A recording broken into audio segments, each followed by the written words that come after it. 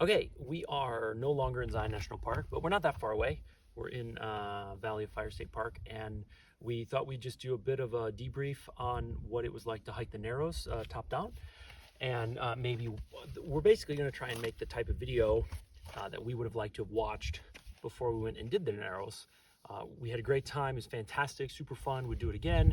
But that doesn't mean there aren't a couple things that we wish we had known. So, we already did a video on backcountry permits, so you can go check that out. But basically, to do the Narrows from the top down, something like 20 miles, depending on how often you cross the river, you have to have a permit for that, and we got a permit for that. You have to pick up the permit the day before, and then you have to get a shuttle. So basically, what that looked like. Or have two cars if you're bigger than 2 cars. Yeah, if you have 2 cars. Yeah. So we flew in from Chattanooga and had a rental, so we didn't have 2 cars. So basically, we rented gear from the outfitter just outside the park in Springdale. Zion Outfitters. Zion Outfitters. Yep. It was like $30 for basically shoes, socks, and a walking stick. For each of us. For each of us. Yep. And then via Red Rock Shuttle. Mm-hmm. Red Rock Shuttle, we arranged a shuttle, and we got the one that picked up at the visitor center at 6 a.m. Took us to the top to a place called Chamberlain's Ranch. That drive probably took an hour. I think an hour and a half. Maybe an hour and a half. And then we started hiking at Chamberlain's Ranch. I don't know that we really needed to get the 6 a.m. shuttle. That was a bit early for us. But we did not do the Narrows in one day. We stayed one night. There's 12 campsites to stay at, 1 through 12. We stayed at campsite number 12, which is the furthest away from the starting point. And I think we got to camp at like 5:30. And we took our time, really. Yeah, we stopped quite a bit and hung out. Yeah, had some coffees. Yep, ate lunch. Yeah. That sort of thing. So permits were pretty straightforward. You can watch our other video about that if you're nervous. The rentals were fairly straightforward. We reserved, and like you did not need to reserve. You did not need to reserve in advance the gear, renting the gear. That was. And in some ways, it almost made it stressful because it was like, okay, we got this reservation. What do we do when? Versus like just showing up. And the process to get it is that like you could easily steal that gear. You basically walk up and you say like, yeah, I'd like to rent some gear, and they're like, okay, try it on, and then go see that woman over inside, and you just walk away with it. But we didn't. We paid for it. I'm just saying it's not that strict. And then the shuttle felt expensive to us, but it was a long drive. And it's a pretty nasty road that beats the crap out of cars. So I feel like it was actually reasonably priced in the end. And our driver was really great, and he was pointing out all sorts of interesting things along the way. And Randy, right? Tips. Yep. Yeah, Randy was like almost like a tour guide, giving us all kinds of intel, which was really nice. He brought water, so he's like, drink as much water on the way, and I'll fill you up when we get there. Yeah. He made sure that he had like extra toilet paper because there's like a bathroom that's not always stocked up there. Yeah. And then said he would even like take back any trash so we didn't have to carry it through with us. Yeah. So he was really great. Yeah, Red Rock and Randy, that was really great. So the first like 2 miles from Chamberlain's Ranch into the fork, the Virgin River, is fairly boring. Like it's not that interesting. It's not that hard. I mean, the whole thing, I think it descends like 1,500 feet, but over 20 miles. Basically, the whole Narrows top down feels like a flat hike. I mean, if you're from Michigan, maybe you feel the elevation change, but it's basically a flat hike, even though technically it drops. And it was super cold in the morning when we got dropped off. We did this in mid-September. And we didn't get our feet wet until like 11 o'clock. Like we basically did the first like maybe 4 miles, like rock hopping and keeping our feet dry because it was cold. And we kind of thought we were clever. But then once we did get our feet wet, it really wasn't that bad. And our pace quickened because it takes a lot of time to like rock hop and pick it out and find the right path. Whereas if you just kind of trudge through, it's quite a bit faster. Yeah. So yeah, we did not take the wooden walking sticks that were offered to us. Instead, we took trekking poles. So we had 4 trekking poles. We also always need 2 trekking poles for our tent. And I mean, I would say having 2 trekking poles or 2 walking sticks is superior to having just 1. And part of the reason for that is because you're most stable when you have a triangle, right? So like 2 feet and a walking stick. So that's a triangle, and you're really stable. But then you have to move a foot, so then you just have 2. If you have 4 things touching the ground and then you lift a foot, you still have 3. So you're able to take bigger steps, especially if you're trying to keep your feet dry. And you're just a lot more stable in the water. And in fairness, we didn't really do any hiking with just 1, but we watched people and you could just tell that 2 is so much nicer. The other thing with trekking poles is you can extend or contract them. And so, you know, in the water, you kind of want to make them as long as possible, and you can just really get a lot of stabilization. So, yeah, and we're talking about like we did 20 miles. Yeah. If you were just going to, from like the bottom, go in a little bit, like, I mean, you don't really need anything, but yeah, it was a long hike in 2 days. Yeah. So they came in really handy. Yeah. So the first thing that made our life a little bit difficult were the shoes. So we had rented the red Adidas Terex Hydralace shoes, and basically neither of us liked them. I mean, she loathed them, hated them. They hurt.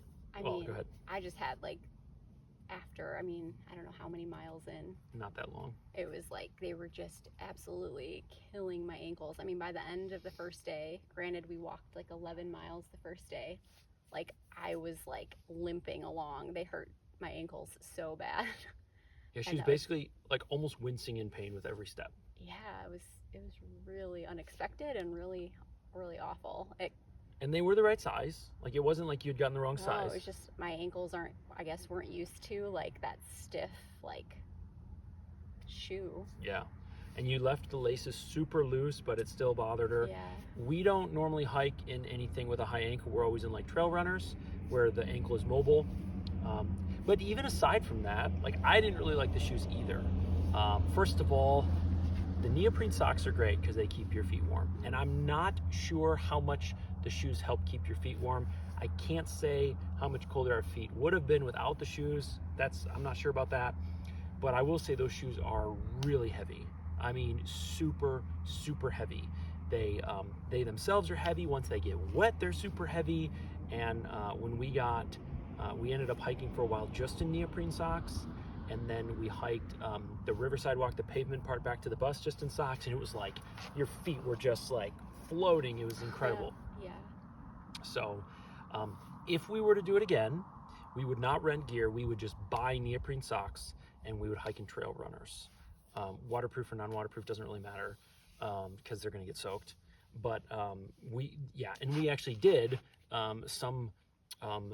so yesterday we went canyoneering and we had neoprene socks from the canyoneering guide and our trail runners. And we were in similar type of terrain as the Narrows, and we were just totally fine and happy. Yeah. So I think the shoes do add a bit of warmth, so to their credit, but totally regretted renting that stuff. So next thing is the Narrows may be 20 miles or 18 or whatever it is, but it's going to feel like a lot more than that because you're crossing so many times. Like, you're not going down the center of the Virgin River, you're crossing like crazy. And even if you want to get wet, like, you're not just crossing to stay dry, you're crossing because you get cliffed out. You know, you're on the left side and you get cliffed out, and it's, you know, this water deep, and you have to go to the right side. And so there's like a big kind of like rapid. Yeah, there's or a rapids little and waterfall boulders. Yeah. So you have to keep crossing. Yeah. So you have to keep crossing a lot, and so that adds a lot to the mileage. The other thing is, you know, we normally, like on flat, we hike at like 3 miles an hour, more of a general average, like 2.5 when you add in like stops and breaks and water breaks. But I mean, we ground to a slow pace near the end because your ankles are just constantly, you know, falling over rocks and getting the footing. And I mean, you just cannot keep a fast pace like you might be used to. And so our progress at the end was just like demoralizing. And then at the end, near the end, when you start running into people, like there's like log jams, like, you know, like there'll be a deep section of the river and then everyone's like trying to get through the narrow section, and some people are still trying not to get wet or not super wet, and some people look like total tourists. They're not ready to hike at all. They don't even have a walking stick. Which is totally fine. Totally fine, yeah. It does add, like, especially at the end of, if you do the backpacking portion, like, you're ready to be done.